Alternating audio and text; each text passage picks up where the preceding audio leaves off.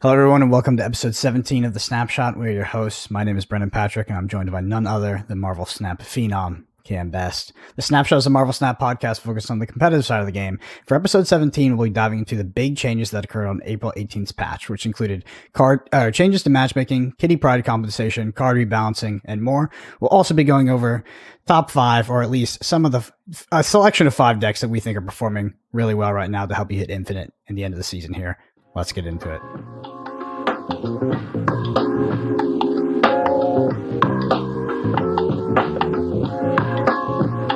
All right, Cam, your week in Marvel Snap. Frustrating, but ultimately better than it could have been. Mm-hmm. I love that I'm playing humans again. It's awesome. It's so cool to be playing human beings again. What I don't love is that, literally the first stream I did on the new patch, I played the same person 13 times in a row. I hit a 5. First stream. I hit 5. Right off. 5 was my top. Was 5 in a row. And it's like, it's not that bad. It's just like, if I wanted to play battle mode, I would play battle mode. And this is my own weakness, because other people that play a bunch of games against me in a row will switch decks, but I won't, because that feels like admitting that I lost. So I'll just be playing an unfavorable matchup for 13 games in a row, and I'm just like, this sucks. Come on. So the specific words you said was it feels good to be playing humans again. What is the ratio of humans to bots you are now playing in ladder? Oh, 90-10. 90 human, or? Yeah. Oh, that's great. So, it's humans. It's just the same 5 humans. Yep. Okay. So that's I'm very reliant on other people no-lifing the game. Definitely a huge upgrade to the system that we've been complaining about for a long time. Maybe not perfect quite yet because of the matching into the same person, but that could just be a function of your high MMR, high collection level, and the lack of people maybe in Infinite right now, or at least in your MMR bracket. I just think that sucks though, right? What the game is so focused on protecting people from me that it ignored me. That's the way I think about it, right? But I figure once you're in Infinite, why do you need that protection? Yeah. So I was also matching into the same people, also not playing bots. I didn't really notice a difference in my experience because I hadn't been in bot ELO previously. I would kind of hit Infinite and then I would either just mess around or stop playing for the month, to be honest, because I'm not streaming. But so for me, the experience seems the same. It seems like there's potentially less bots, but I have noticed definitely a big difference in the frequency in which I will play the same person. Even though it seems like I'm in the same kind of matchmaking experience, it does feel like that parameter, whatever protection you had against playing the same person, if that existed, does not seem to be there anymore, or at least it's been tweaked in some sort of way. Overall, I think it's a fantastic change. I'm happy that you're able to actually play ladder, even if it is some weird version of ladder where you just play the same person. I'm happy that you have that available again, because I do think that the previous system was so broken. It was hilarious that it was still live at that point. For my weekend Snap, I've been playing a lot of Galactus, which we'll get into, because there's a new list that's pretty fun out there. You posted it, of course. I also played this new game called Wild Frost, which is surprisingly very, very good. It's a single player roguelike deck builder, which, it's like Slay the Spire. I usually hate those games. At least I didn't like Slay the Spire. I just kind of got bored. This game is really freaking good, Cam. It's very addicting, and I actually think it's way better than Slay the Spire. I just wanted to mention it because it came out, and I know on Twitter people have been freaking out. You getting paid? No, not at all. Not getting paid. You shouldn't have mentioned that then. You shouldn't have mentioned that shit. You don't mention that unless you're getting paid. If I enjoy something that much, I think that it's, maybe once or twice a year that'll happen. You don't have to pay me. I think, but Cam, if you do have free time, which I know you don't, you should check it out, because I think you'd probably enjoy it. It's you tell him to pay me. Tell him I'll forward him the contact info. Forward him the contact. You know that reaction GIF? Tell him, send me my money. That little video that gets linked on Twitter a lot of the football coach. That's me right now. Send me my $50 so I can justify doing this to myself. You don't even have to send me a lot of money. Just enough that I don't have to betray what I consider the content creator's code, which is never do anything for free, because you're undermining the other people who wouldn't be. I don't know. That's my I stand on that. I don't do shit for free. Whenever I drink a beverage on stream, I cover up the label. Yep. I don't do shit for free. I'll send him an invoice after. All right, let's get into the news. First off, there was a big, at least like the biggest tournament, I think, in terms of the biggest tournament in terms of prize pool, which was held in Biggest Switzerland. tournament in terms of prize pool, definitely not the biggest tournament in terms of entrance. For sure. I think, was it invite only or was it open? I don't know, but it was like a LAN that was in Europe, which obviously means that like a lot of people can't go to a LAN in Europe. Yeah. Well, the main reason I want to bring it up is Moyen, who was on the podcast last week, got second in that tournament. We'll be going over some of the lists that he brought to the tournament. But yeah, I mean, some of the top performing lists there were a bit of a tweak on some of the current Patriot lists that are running around, specifically running Super Skull, which was sort of a meta call for tournament. It's Gunny Patriot, but with Shocker and Super Scroll over Shang-Chi and Thing. Yeah. And also, oh no, he cut Leech. He cut Leech for Cosmo. I did not cut Leech, though. I'm still a Leech believer. Leech believer. That list was something that he kicked around in for a while, and it just seems like a very elegant solution to the Sandman list. I may be one step behind him, or maybe I'm one step ahead, but at least on ladder, I'm still playing Leech. I think in a tournament, Cosmo makes a lot more sense when you have a defined idea in open deck lists of what your opponent is reasonably going to Cosmo. So like when you're in open deck lists, you know exactly how useful your Cosmo is or is not going to be. Whereas on ladder, it's just like, oh, I ran into Hela, I'm dead. Yes. So we're recording this on the 23rd, where the hot location is it Monster Metropolis, where it spawns the 9-drop. So I'm, instead of playing Cosmo, I'm playing Shang-Chi there. So yeah, I mean, it's just a tech slot. Right. You can swap it's it around. It's a card. Yeah. We play whatever card. Cam, you were correct on your prediction for Kitty Pryde. Kitty Pryde is coming back for free, but if you did buy it, you do get 8,000 tokens plus an avatar. It wasn't even a prediction. It wasn't even a prediction. It was like wish casting. Wish casting. It was like, it wasn't a prediction. It wasn't forecasting. It was like, I don't think this makes sense for them to do, but they should do it anyway because it would make people look stupid for calling them greedy. Good like, PR. That was really where I was going with it. Yeah. Yeah, good PR. So if you did buy it, you get the extra 2,000 tokens on top, but you also get an exclusive, or what seems to be exclusive, avatar of Kitty Pryde. It's not going to be exclusive forever. Forever? Okay, good. It's going to be in boxes at some point. I had some FOMO with that. I was like, damn, that's going to be the avatar to have. There was a shop revamp, so now you have an ultimate skin in the shop, a weekly spotlight, and your Series 5. 4 or 5 rotation, which I think includes Series 3 if you're in Series 3. Yeah, definitely an upgrade. I think that the one card shop, especially not getting the... You know, if you didn't do the refresh correctly, sometimes you wouldn't get the new card, even with the previously changed system.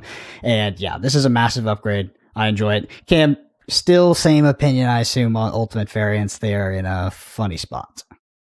I have so many tokens now that maybe not the same opinions, but I just I don't think any of the variants have been like mind blowing enough for me to do it. They're all good. Yeah, they're good. But like none of them are like, I need to blow. I need this. I need to blow my money on this. None of them are like that.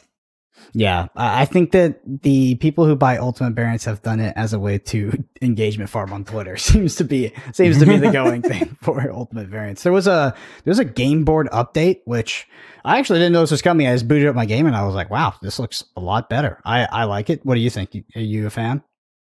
It's like the classic, you know how like every movie poster is orange and blue, and like it uses those tones. Now your Marvel Snap board looks like that too. So classic design. Yeah.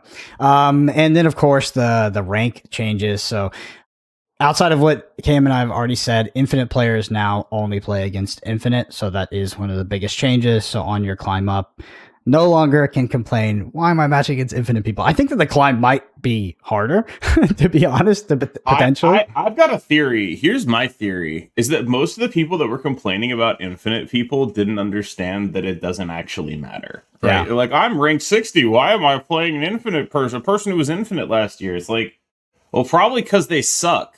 It's MMR based. Yeah, like if they hit Infinite and they have the same MMR as you do, that means they suck.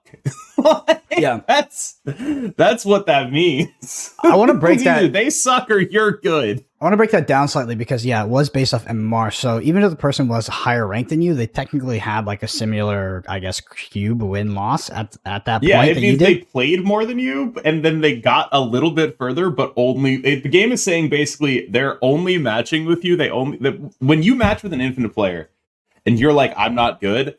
The game is saying to the other player, hey, You suck. You just played more. Yeah. But now, because you can't match against those people, I think you're actually going to have a harder time to climb because you're not going to get people that are just playing around. Or you're less likely to get people that are just messing around having fun on decks because they've already hit infinite. You've just got people. God, you've just got people sweating for the rank. I had someone. On the one hand, that makes the reads easier, right? I had someone who was just super dead to a Darkhawk. Mm-hmm. Like they were playing like a Valkyrie Thanos list, and I was like, "Oh, I could just play this Darkhawk, and then I would win, right?" But I think maybe they have a Shang-Chi. That's the only reason they'd stay in this game because I'm very obviously playing a Darkhawk deck. I just played Korg and Rockslide, right? Mm-hmm. And the only location that matters. There's like one location that I'm winning because of like Mr. Fantastic. So I'm like, okay, they either have a Shang-Chi or something that's going to put power in that location. So instead of playing a Doctor Doom, they just play a Valkyrie. Yeah, and it's like, why would you stay in that game? God damn it. I've got a worse. Why would you stay in that game? I've got a worse one from yesterday, which almost like I lost my mind, to be honest. I couldn't believe it. Basically, I was playing ramp. The opponent had played a White Queen, and then they took my Doctor Doom. That was my only 6-cost card in hand at that point.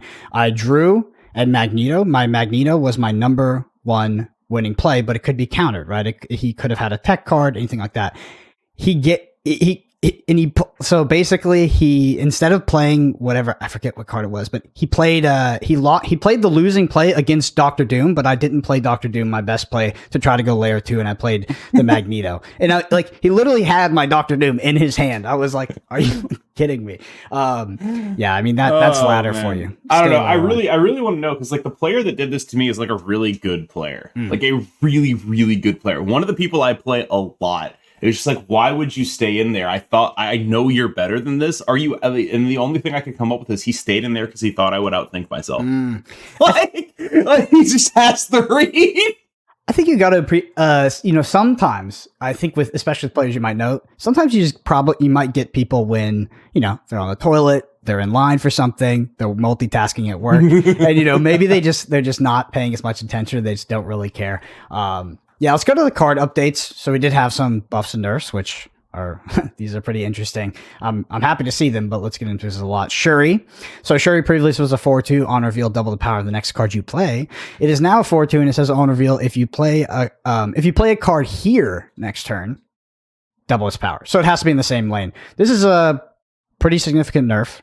Do you think, how much did this impact what was seen as the best deck prior to this nerf, or even now? Shuri, Red Skull. And where do you think Shuri is in terms of like its spot in the meta right now? 2 things. First thing, people have lost to me because of this playing the Shuri deck, and I have lost playing the Shuri deck, so I need to point this out. Yep. Do not play Shuri into Sinister London and then play a thing into Sinister London and expect it to get 2 Shuri buffs. That doesn't work anymore. It does not work. You get 1 Shuri buff because that's the location you play the Shuri on. 2, Shuri's effect happens to the location. Yep. So if you play a Shuri and then she gets moved by an asteroid M, the original location you played the Shuri is where you need to play your card. There is no visual notification for this. Yeah. So nobody's really sure why. Like it works like rescue, basically. Wherever that little thing would pop up for rescue, no matter where the rescue moves, that little thing stays there. Same with Shuri. It's also like cloak, right? Like if someone cloaks and then Starlight Citadel goes off, well, the thing stays attached to the location. The cloak effect is attached to the location. All these things are attached to the location. Shuri is one of those effects. There's no visual marker for it. Please pay attention to it. And I think if there was a visual marker, her win rate would go up by like 7%. I think it's coming as soon as like we get any other sort of update or quality of life. It seems like a bug in the context of how the rest of the cards work in Marvel Snap. But yeah, there's no visual cue, which is it did leave me when my Shuri was moved the first couple times. I was like, it's kind of I feel like I'm 50-50ing if it's this location or that like one. I'm 50-50ing against the lack of like information the game is giving me. Next what as far as Shuri the deck though, hold on, I don't want to ignore that. With all these people, like one of the things that I've noticed in Infinite is everyone's just like cutting Shang-Chi to run Super Scroll, and it's like, oh well, if you're all gonna cut Shang-Chi, I don't even need the Cosmo. I can just play Like, as long as Patriots don't cut Abomination, you can still lose that lane if they draw well. But like, if they don't draw well, you are extremely liable to just run people over with like Red Skull stuff.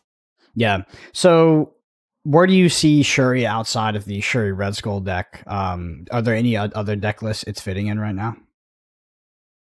I want to go back and build the old leader decks. Yep. Shuri Vision. But now I don't really see the incentive. New leader is not that good of a card. Yeah. I think that's my big takeaway is like, man, this new leader thing outside of specifically Sandman is not that good of a card. Outside of specifically Wave is not that good of a card because like it's only copying one thing and it's no longer like this big. You no longer get to do the vision math, which is I'm going to move this vision to where it beats your thing, and now I'm up on 2 lanes and I play a leader and I literally cannot lose. You no longer get to checkmate people like that. You have to like go through a lot more work, and so it makes me feel like there's not really a place for Shuri outside of that. Shuri in move was something I saw before the season rotated, but that's still move, which is to say it's very good if you're good at the game and you draw the right stuff early. But if you just don't draw the right stuff early in a move deck, it's just like, oh my god, what did I even do here? Like, it's a deck that it's almost a combo deck, I would say. It's good in Galactus with Nimrod and Doc Ock. I'm surprised you like my build. You're like the only person who likes my build. I do, yeah. I do like the build. I might have swapped out a single card, but yeah, we'll get into it. I love it. It's like I love that build so much. It's just like it's so.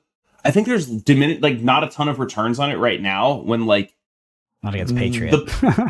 Well, it's more like the time at which you would want to play that Galactus build is when people are not prepared for Galactus, right? And right now, people are still relatively unprepared for Galactus compared to, like, I made that build for when Arrow was in every deck. That was what that Galactus build is built for. It's built for your opponent, you're going to wave, and they're going to play Arrow, but what you actually played was, like, Shuri and Nimrod, and then they fucking die because they already blew their arrow. Yeah. Like, that's what it's built for. Yeah, Electro, Shuri, Destroyer, Taskmaster. Like, honestly, we'll get into it, but that list, I think it doesn't play Galactus more than it plays Galactus, and that's a good thing. Yeah. There's a lot of, like, Shuri, Destroyer, Taskmaster games. Yeah. Okay, next one. Leech. Leech was previously a 5/3, and it said on reveal, move the abilities from all cards in your opponent's hand. It is now still a 5/3, but it says at the start of turn 6, remove all abilities from cards in your opponent's hand. I mean, so this mostly affects you ramping out Leech, obviously before turn 5. That's pretty much the only thing this nerf hits. Cam, do you think that this is relevant enough to make Leech potentially like a bad card? Like, how many equity points did Leech lose? It's still a good card. Yeah. It's still a good card. It's just no longer a cheaty one. Okay. Leech is now fair. It's a fair control tool. Yeah. Okay, on to Lockjaw. Lockjaw, previously a 3/2. After you play a card here, swap it with a card in your deck. It is still a 3/2, and it says after you play a card here, swap with a card in your deck only once per turn. What do you think? The first season, I hit like rank 400, 500 or something, right? I was like 3rd or 4th on the leaderboards. And that was the only season they did leaderboards. I don't know why they stopped doing that. But they had all the top 10 fill out a little questionnaire about, cards we liked, cards we thought should get nerfed, cards we thought should get buffed. One of the major cards I called out that everyone called me an idiot for was Lockjaw. I was like, look, I don't know when it's going to happen, but fundamentally, getting stuff for free like this is something that will end up being broken in a card game. You will end up having to nerf this card. Yeah. And now, almost a year later, I am correct. Like, they did end up having to nerf Lockjaw. That's just how this goes. Like, the card fundamentally converting 1 into 12 is not something that is ever going to be used in a fair or balanced way. It might be used in bad ways, right? Like, if you think about, like, the normie Lockjaw deck, that deck didn't deserve a nerf, but that's because it sucked. But, like, it's not like Lockjaw is doing fair stuff in that deck either. It's only balanced by virtue of the fact that you don't always do the stuff. Yep. Like that's like a bad way to do the thing, is like when you're balanced by virtue of the fact that sometimes you don't pop off. That's indicative of like, well, what happens when they get to a point where the deck actually does pop off all the time? And that's what Thanos Lockjaw did, right? Like, it's just like those kind of cards. Like, if you look at, I think a good example of this would be Mr. Negative. Because Mr. Negative, it's not like what happens if you don't pop off, right? Like, you're not balanced by not popping off. Sometimes even when you draw Mr. Negative, you still don't get to do the thing. Like, it's not dependent on just drawing one card. It's dependent on like a bunch of different factors. With Lockjaw, it's like, yeah, you drew Lockjaw and Wasp, you're probably popping off here. Like, yeah, I think that there's no way to make that fair. I think the original design of Lockjaw was a trade. Well, yeah, it was. Obviously they knew it was powerful and they knew that you'd put big fatties in your deck. But they're like, okay, we're going to trade this off with variance and inconsistency. But Thanos gave that deck the consistency it needed to kind of, consistently hit Lockjaw and effectively do it for free, like you said. So yep, you're right. It has been nerfed. How significant do you think this nerf is in terms of its power? I think you could argue it's a little bit of a buff. Honestly, it's just it's a nerf to the unfair parts of the card. But like, for example, if you want to roll and then also put a unit there, you can do that now.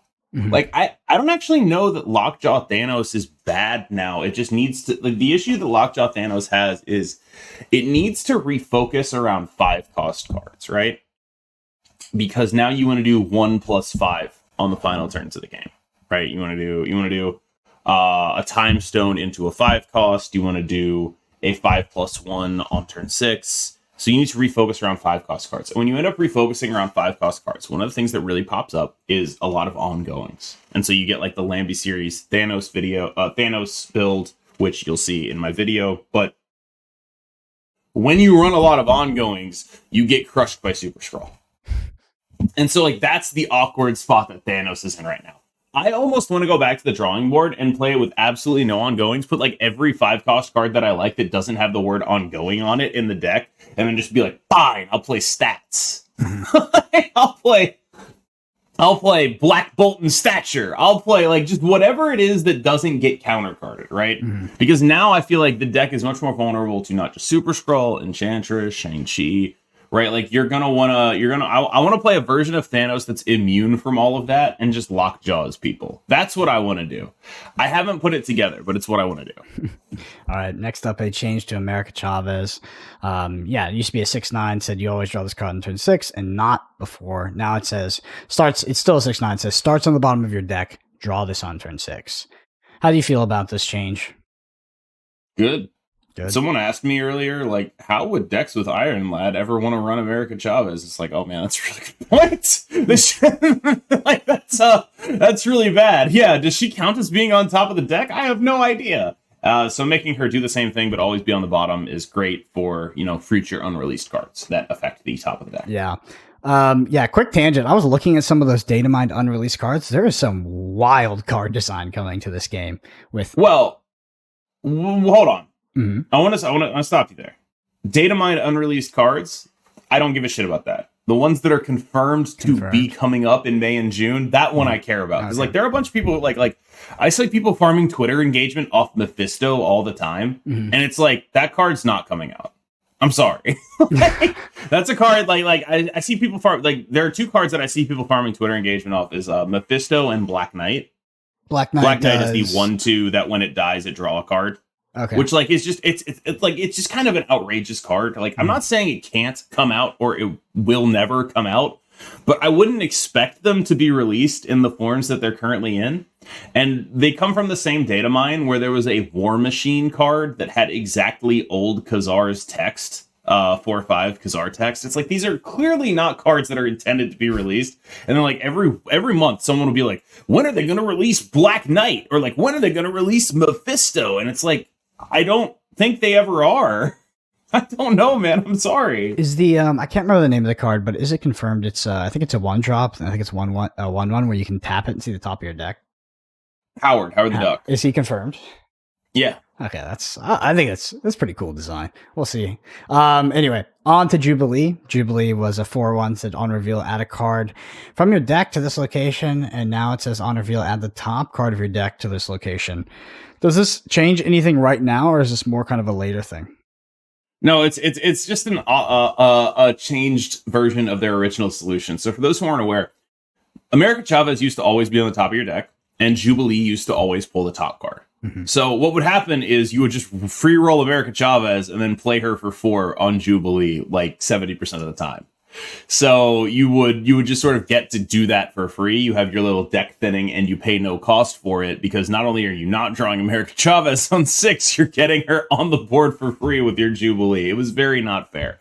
So they fixed that by changing Jubilee to her current form. And now they're like, okay, well, our fix interferes with the Iron Lad, Howard the Duck type deck. So let's do a different fix that doesn't interfere with that. That's what this is. Mm-hmm. It's a 2-part change. Yep.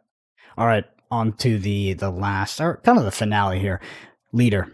Leader was previously a 6/7, said on reveal, copy all cards your opponent played to the location right of here, but on your side. And now it is a 6/2, and it says on reveal, copy the enemy card with the highest power played this turn, but on your side.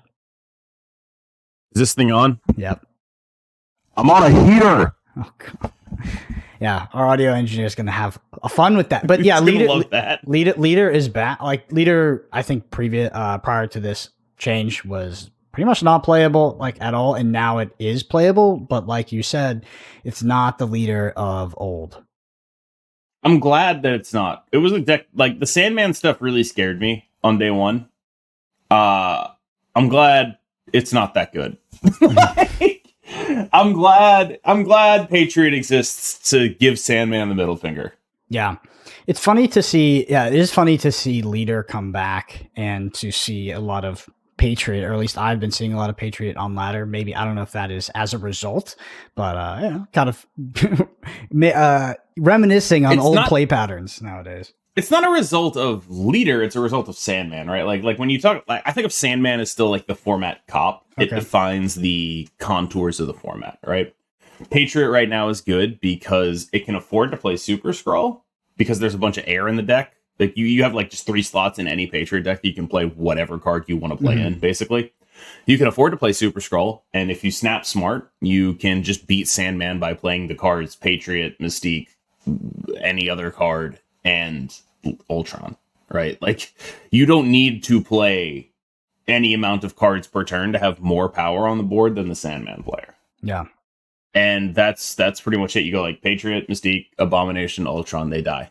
Mm-hmm. Like that's the issue that Sandman has, is that any deck that can rely on synergy, specifically synergy that doesn't involve playing multiple cards per turn. So like you look at Death Wave or whatever, you look at Doom Wave or whatever. Those are decks that still have issues with Sandman because they're built around playing a turn 5 or a turn 6 with heavy power, right? Mm.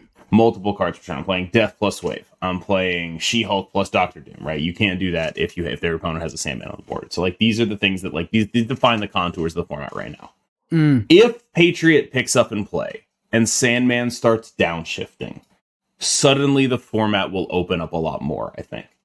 Because in terms of actually beating Patriot, I think it's harder than you think. I mean, everyone knows I've been an advocate for like the gunny Patriot deck, right? Which is basically, I don't want to say it's the same deck Moyen was playing, but it's like pretty much the same deck Moyen was playing. It's like there's a little bit of different tech, and that it's the same deck just adapted to a new metagame, and that's good. Like, it's good. It's a good deck. I have a ton of faith in it. One thing that I would be worried about is perhaps Shuri coming back. That seems like a really good way to make your Super Scroll completely worthless. Yeah. Like, I haven't really fully thought that out. Shuri coming back, some kind of Thanos deck that actually cheats hard enough to beat you. Things like that seem like plausible to me. But as long as that Thanos deck is not ongoing, that's the issue.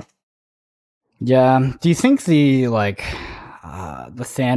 non-Lockjaw Thanos deck has any potential? The one that I guess it also kind of ran Carnage and some Destroy in it as well. Do you think that deck has the possibility to come back? it's a fundamentally lower power level. Yeah. Is sort of the issue. And I think to combat this Patriot deck, this is my instinct every time. This is just the kind of player I am. I've realized it, right? Instead of trying to stop them from doing their thing, my instinct in Marvel Snap is always just to do a bigger thing. Mm-hmm. That's pretty much it. Like, it's like how I was playing Gunny Patriot when people were playing Shuri, right? My instinct is I'm going to go bigger in this lane and I'm going to win 8 cubes because you think I can't do that. Yeah. That's just how I play these games. And that, like, it's what I consider the best way to actually surprise good players. Because a good player is not going to be surprised by an Enchantress. A good player is going to play a Cosmo there. A good player is going to split their buffs, right? Like, they're not actually going to be surprised by you Enchantressing something. Yeah. That said, I'm like a little interested in like a Sarah deck in the Patriot matchup. Like just a classic teched out Sarah deck with Hitmonkey now to provide a large amount of power on the final turn that otherwise would have been harder for you to acquire. Like a final turn, I don't know, Enchantress, Hitmonkey, Mysterio, another 2-drop, Lizard probably. Like that's something. You're doing something there, I feel like. It's just that you are not a deck when you play against Sandman. Yeah, not to waffle on too long, but what do you think about Zabu in the Sarah decks? Do you think that is a possibility? I mean, discounting your Shang-Chi as part of your tech package, and you can add it in Darkhawk and stuff like that. I'm not sure you need it right now. If Hitmonkey is strong enough, you don't. Okay. If Hitmonkey is strong, the reason we'd run Darkhawk is because we want numbers. Mm-hmm. That's the point of the Darkhawk in the deck. But I mean, we could also say because we want disruption, because you could. I'm a big Core Grok Slide guy, even outside of Darkhawk. I loved those cards. I've loved them forever. But I think if Hitmonkey is big enough numbers wise to threaten a lane reasonably, while you also get to Enchantress, say, 1 Patriot or 1 Mystique, because they split them up, right? That's not nothing. Mm-hmm. Or like if they just have priority. If they just have priority when you played the Patriot, which they probably do because Patriot doesn't play a lot, they just Enchantress the Patriot right there. And then you can't Mystique it. And if you did Mystique it, that's game losing because it's going to get nothing. Yeah. Like, just the ability to do that, I think, like, Patriot is more vulnerable than people think it is because of the way it's currently built to deploy the Patriot, the Mystique, the buffs on the board early, and you often, if you're doing that, do not have the ability to protect them because your Cosmo also costs 3. And so you end up with some play patterns that are very easily exploitable. The issue is the decks that would exploit it absolutely get demolished by Sandman. The best deck to play Enchantress in is going to be Sarah, and that gets crushed by Sandman. Yeah. It gets taken to the cleaners. You don't even get, you're not even a real deck in that matchup. You just die. And so you also another note, you kind of also get crushed by Galactus in a lot of Sarah lists. Like you have like maybe a Cosmo or like a Polaris to try to 50-50 it, but it ain't fun. Yeah. And you can't really play your own debris because there's the Patriots running around and they'll just be like, thanks for the rocks, bro. Like it's a weird situation here. I do think that one thing that would make the metagame way better is deleting Sandman, but it's too early for me to honestly be sure about that. I just think that like when you look at this, the metagame is very much defined by Sandman. Mm-hmm. Patriot is good because it beats Sandman. It's also good because it's a reasonable deck that can include tech cards to adapt to different metas, right? That's good, right? The things that beat Patriot are either going to be things that go bigger, but how are we going to make a thing that goes bigger than Patriot under the constraints of also beating Sandman? Yeah, it's pretty hard to satisfy that clause when the Patriot draw. I mean, just at least like just Patriot Mystique into whatever top end they're playing is really tough to beat that power. I think just like, period. But you add in the other restrictions in the meta and it makes it even harder. Well, let's go ahead and head into the Bend and Snap section, which is not a question this week. It is a Snapshot bingo card that was submitted by God damn it. Kicker of Elves, yeah. So I can't wait to see Percolate on here. It's close. Percolate? It's close. Nope, it's close. Percolate's not. Let's go. All right, so this is the bingo card, or I'm literally touching my hair right now. I want to die. Or the every time you hear this, you drink per episode, which don't do that because you wouldn't survive. So a discussion of bots in Marvel Snap. Cam says he's a truther of a card. Reference to Den playing a lot of Thanos bounce. Brendan mispronounces the name of a card or streamer. You skipped one. False. Cam interrupts Brendan. There we go. Yep. Cam touches his hair. Disagreements on Second Dinner being genuine about their unique collection philosophy. Reference to pop culture from the early mid 2000s. I mean, what do you expect from us? We grew up then. World. Flesh and Blood TCG is mentioned. Cam uses a 4-letter word as made fun of it. I feel like you use like 12-letter words and get made fun of it. I feel like he meant like 4-syllable words. 4-syllable. Yeah, that's probably percolate. Close. Yeah, that's 3. Wow, I'm so impressed with you. You can count the syllables in a word. Wow. That's my thing. An enjoyable, and then the final one, an enjoyable and valuable discussion of Marvel Snap that helps me get better at the game. This one happens every week. Thanks, Kicker, for the nice words. And please don't play that as a drinking game. Because, yeah. Are we sure? That's Sorry, I'm trying to think of a 4-syllable word. You got to give me a second. I can't respond to that with a 4-syllable word without racking my brains for it. It's a tough one.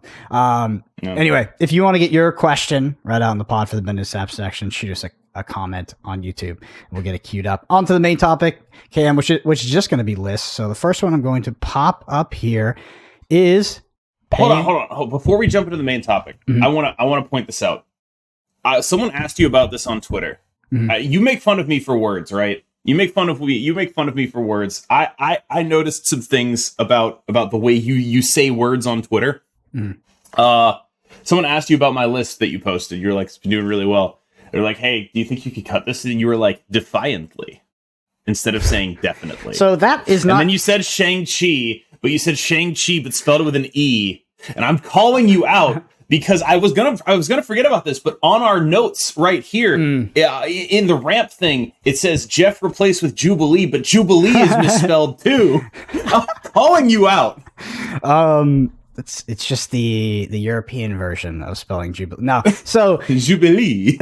Defiantly was definitely just an autocorrect on my phone, but yeah, I'll have to admit, I gotta focus sometimes to get some of these words out. I was kind of wondering if you used it's not on purpose. Honestly, what I thought was maybe he's using voice to text. Let's go with that. How about that? I wrote the notes in voice to text. I saw that. I was like, defiantly. What the? You know what's funny about these notes, because you not only did you bring the Twitter thing, which you saw it and you're like, okay, I'm gonna bring this up, but I was, but then I forgot about it until it was Jubilee. Exactly. So then dynamically you pick up on the notes, which is Jubilee. I swear on my life that I wrote that.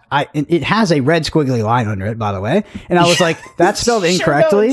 And Cam might make fun of me for it, but fuck it. I'm just like, I'm not retyping it. I seriously thought that. It's like, I'm not retyping that. Oh my God. We produce such a high level product. Yeah. Anyway, on to the list. First one here is Pay to Win Galact. Let me switch that over on here. I think this. Yep. So Pay to Win Galact.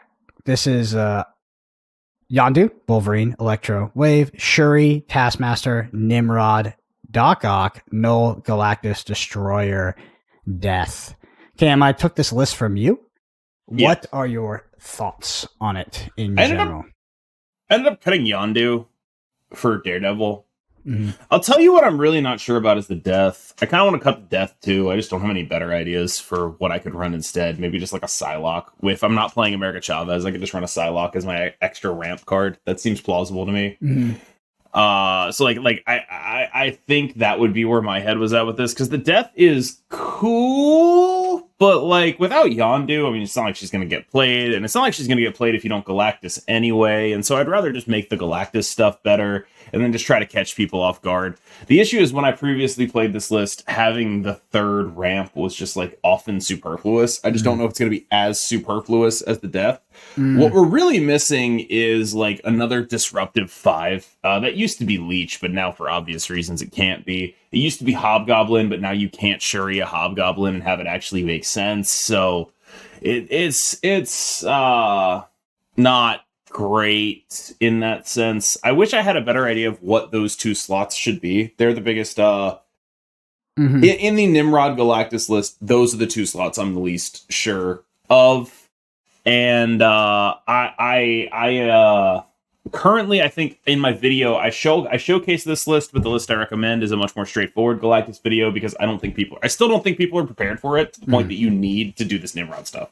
Yeah, so I do think that death is the worst card on the list because it is a bit more with like you being able to destroy enough cards for death to actually be economical. Past that, death also gets absolutely hosed by Sandman, which is pretty common. If you are going with more of a destroyer, on your Nimrod and Wolverine, and potentially you have enough to actually discount to play death, next thing you know, there's a Sandman on the board and you can't actually take advantage of it. So death is probably would be my swap as well. If we're talking about tech 5 drops in Galactus, I probably would play Kang, but Kang is a card that people are split on. If it's it could you could just see it as a wasted slot. You can also play Shang-Chi, right? So if you play Galactus, you don't have priority. You can often if you can predict your opponent's archetype, you can play the Shang-Chi in that lane and blow up whatever your opponent is playing to try to counter your point slam. But yeah, other than that, one thing I want to mention about this deck is that it doesn't play Galactus that often. It you is don't have to. Yep. No. So this deck does a lot of like Shuri, Nimrod, Destroyer, Shuri, Electro, Shuri, Destroyer, Taskmaster. Like it attacks from many angles, and when you do Galactus, Null is quite good, but so yeah, I mean Galactus early, then Null, it's a pretty strong play if your opponent isn't prepared for it. If there's not a lot of Shang-Chi in the meta, or the leader kind of makes things a bit not gonna lie. But it's a good list. You know what else makes things a little bit Super Scroll. Super Scroll. Yeah, it has 2. So if they have anything there, it has 2 power, so it's stronger than your Null. It's stronger than your Null. But how often do people... I mean, I guess... So the issue with Galactus, right, is that Galactus plays maybe 2 turns. I would argue even at this point 1 turn, but Deathwave is making a comeback. And pretty much what archetype they're on. So if you are playing Patriot, you just save the Super Scroll. And, you would technically... If you only played Super Scroll, you would tie that lane because it would... but like nobody does this yet, and it's something that occurred to me basically yesterday, and it's one of the reasons I actually put Super Scroll into a couple other decks where it's like, hey, wait, I'm about to scam some Galactus players out of 8 cubes because there's no way they don't like boomer snap those situations. Like you have to snap. Like what the biggest weakness of Galactus is like they have to snap aggressively or they never climb. Yep. And so if you have something that can flip, this is again, we're back to my like flip winning situations. That is how you acquire cubes, right? You don't have to be the best player. You just have to make them think that they're winning and then have them lose. And one way to do that I don't think a lot of people are accounting for is super scrolling a Null. Like that's like just no one thinks about that yet. Soon everyone will know about it and there'll be no value in doing this at all. But like no one considers it yet. Mm-hmm. Yeah. That is part of Galactus is when your deck is doing the thing, which is like if you're Galactus nulling and your null is like 40 power, you're probably going to snap. If you're not snapping, why are you playing this deck? So if someone's super scrolling you, it's not great. I would say it's a bad time. This deck is definitely meta dependent. It is, of course, fragile with the right deck cards. Always has been, always will be, even if you do, put Destroyer in there and you do have things like, Shuri, Doc Ock, Taskmaster, even try to juice people with that. The deck is still fundamentally fragile, but it's a fun one to play. Anyway, next up is Ramp. There's a lot of versions of Ramp that are going around. And Cam, I actually forgot to talk about this in the news, but let's talk about Jeff, the 2/3 that can be moved anywhere outside of constraints and can be moved once. That's fine. Yeah. A lot of people I don't know. It seems like a lot of people picked up Jeff because of its interaction with Ebony Maw and the ability to move to that lane. It just seems like a Series 5 card that, was actually purchased by people. Anyway, when we're talking about the ramp I list, think a lot of people picked up Jeff because he's cute. he is cute, though. He is adorable. I think that was the driving factor behind Jeff. People were like, all right, this card might be good, but also he's cute. Yeah. So I'm about to go over the list. Just keep in mind, you don't need Jeff whatsoever. Ramp. This is one list that we have: Iceman, Ebony Maw, Jeff, Lizard, Electro, Wave, Sandman, Arrow, Leader, Doctor Doom, Odin, Magneto. You'll see a lot of variations of Ramp on Twitter or on Ladder, but yeah, I mean, I think this is one of the most powerful or the most popular archetypes right now. Would you agree, or do you think that Patriot has eclipsed it? I mean, I think this is still one of the most popular archetypes. It might be a week behind, and I'm not really sure how to make it get to a week ahead. Yeah. But I'm definitely interested in seeing where it goes. One thing I am noticing about the list you posted, though, there's no Arnim Zola in it, and I think that's a mistake. Yeah, so that Moyen's list has that for sure. The Arnim Zola is a tech card again. I think you add that over Odin, right? That tends to be. I have it over Odin right now, but I'm also running Captain Marvel. I got my list from KJB. I'm not running a second 2-drop. It's just Jeff in the 2-drop slot. And the reason that Jeff is there, like between Jeff, Captain Marvel, Doctor Doom, Arnim Zola, this is the deck that is most able to completely ignore that Ebony Maw even has a downside. Yeah, I think I'll also put in the notes here, you can maybe replace like the Jeff with like a Jubilee potentially on the 4 slot. But anyway, let's head into the third deck here, which is Bounce Hulk. I snagged this list from you, so I'm just gonna let you talk about it because honestly, I haven't played it yet, but it does look very powerful. I still love it. Yeah. I still love this list. I don't know. You lose to Sandman so horribly, but you kind of beat everything else. Yeah. But like you have just these awful matchups into Sandman and Galactus. It has a similar matchup profile, I think, probably to Sarah. Mm-hmm. It's just that it goes so much bigger when it does the thing. Like where Sarah is trying to win through tech, this deck is trying to win through power, and it's just like, look, I'm going to be bigger than you on 2 of these lanes. And it's usually correct about that. Like, this is a deck that I think, like, God forbid that, like, Sandman leaves the meta, you swap Shang-Chi for Enchantress, and I'm pretty sure it has a positive Patriot matchup, right? Like, this is a very powerful thing to be doing. It's strong. I'm going to be extremely white here with the following sentence that I'm going to say. I'm going to quote one of my favorite rappers of all time. I put numbers on the boards. That's what this deck does. Puts numbers. Who's your favorite rapper? Boards. That was Pusha T. Pusha T. Yeah. Okay. For a second, I was like, is that D Money's rap or something? Because I think D Money does a few raps. No, I put numbers on the boards. Yeah, numbers on the boards. Ballers. I mean, I put numbers on the board. This deck's ability to point slam is disgusting. I also think that if you're climbing and you're able to play this deck, you're going to beat a lot of people because this deck doesn't forecast a ton of power on turn 5 and then just absolutely it explodes onto the board on turn 6. Like, I think people have a hard time. Though. Yeah. I think you're more worried about getting. Do you think that? I think Sandman is more prevalent. That's probably going to be more your kryptonite than Leech. But if you get Leech, not great. Sandman is more prevalent, but easier to understand, right? Like you have you. There are games you can keep playing against the Sandman, and there aren't many, but the ones that you can win. Where you just like go,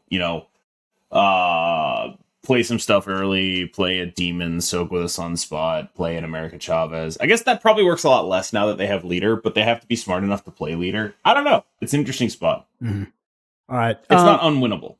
Yeah, next up is Patriot list. This is Moyen's list. I think it was a group of players, but I snagged it from Moyen.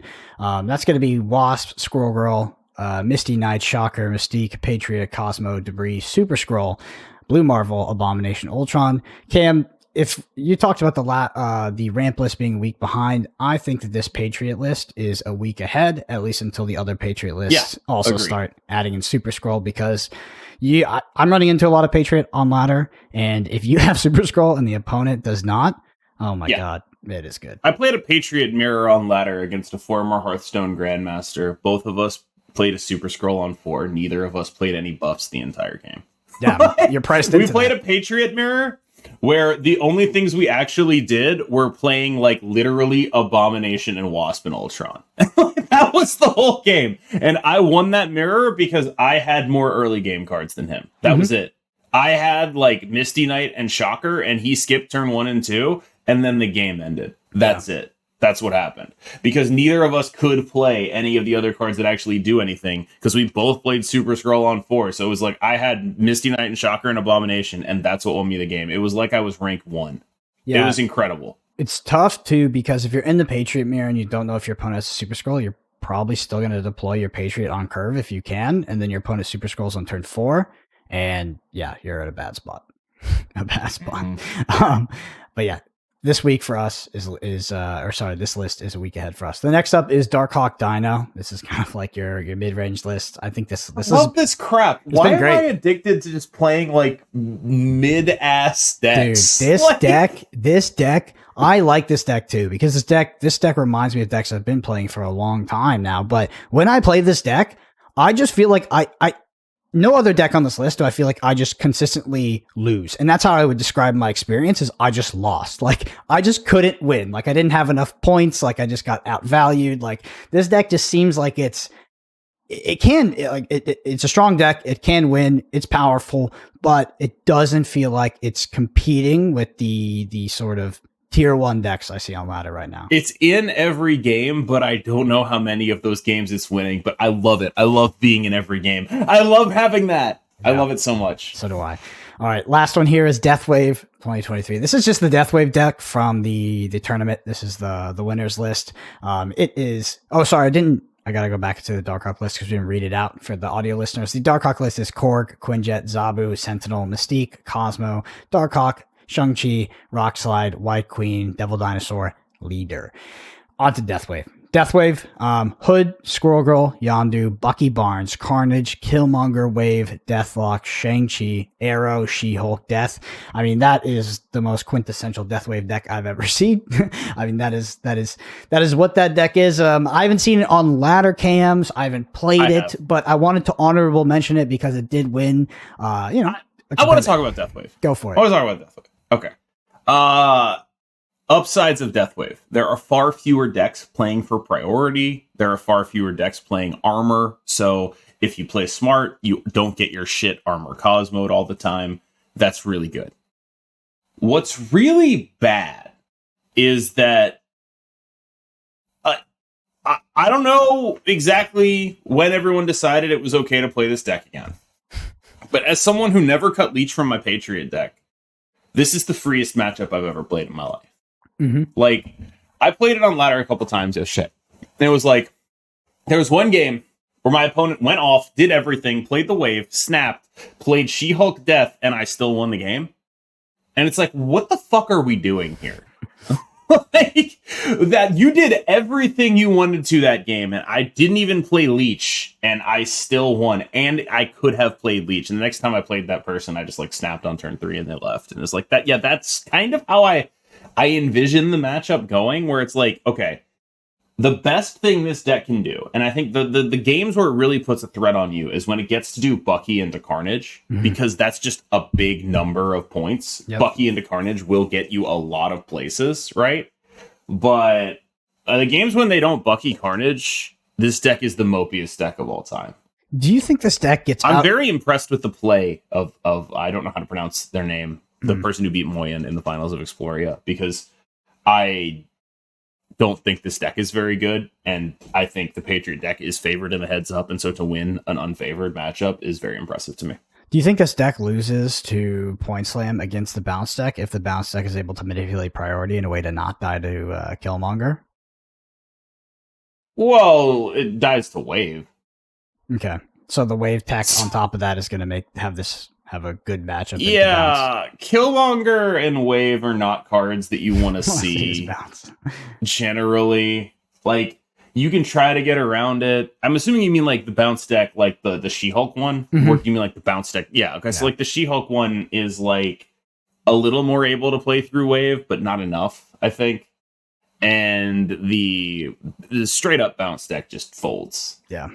Yeah, I'm just wondering because Deathwave is a bit more of a points on board kind of deck, and if it's losing to another popular points on board deck that is less fragile, I think, than Deathwave, then maybe it's not the deck. But I'm interested to see more. I love this deck. I really do. There's not a lot of armor in the meta. There used to be armor in every list. I love Deathwave. I want to see if I can fit Iceman and maybe Enchantress in here. I don't know if that's a little too greedy, but like that's I love doing that. Yeah, like I love playing Deathwave. Can definitely add Iceman over Squirrel Girl, right? Like that's the easy one.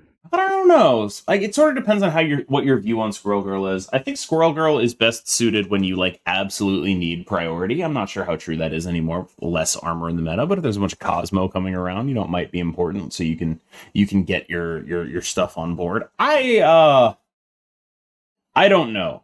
If you don't have priority and everyone's playing Cosmo and you play a Bucky on 2 and they snap you, you just kind of have to leave.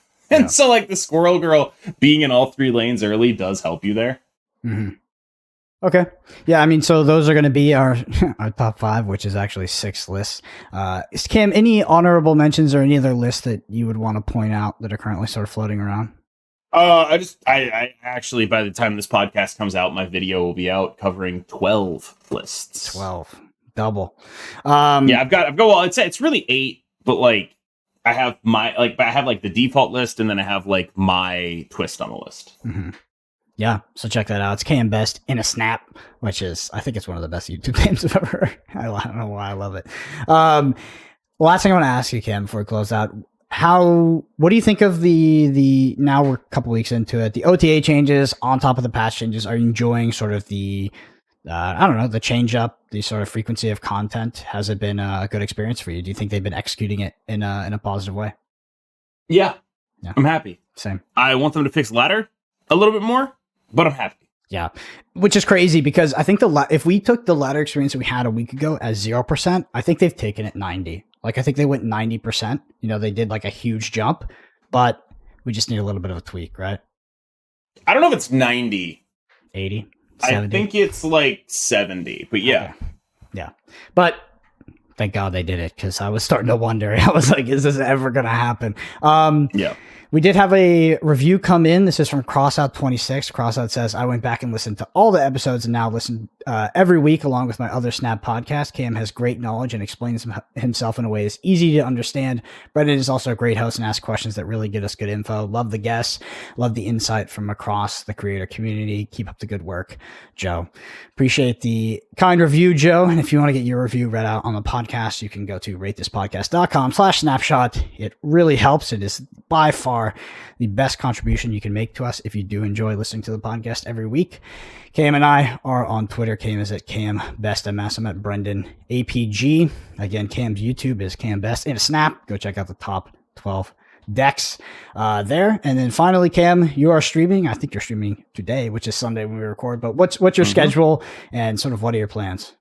I'm investigating Sunday streams. We're going to be doing a couple more of those in the future. I'm interested in figuring out where that goes. That means I need to figure out a day off in the middle of the week. I don't know what day that will be. Maybe it'll just be Monday. Who knows? But I'm definitely investigating Sunday streams, so I will see how that goes. 6 p.m. Eastern every day. Mm-hmm. Awesome. Well, thanks everybody for listening, and we'll see you next week.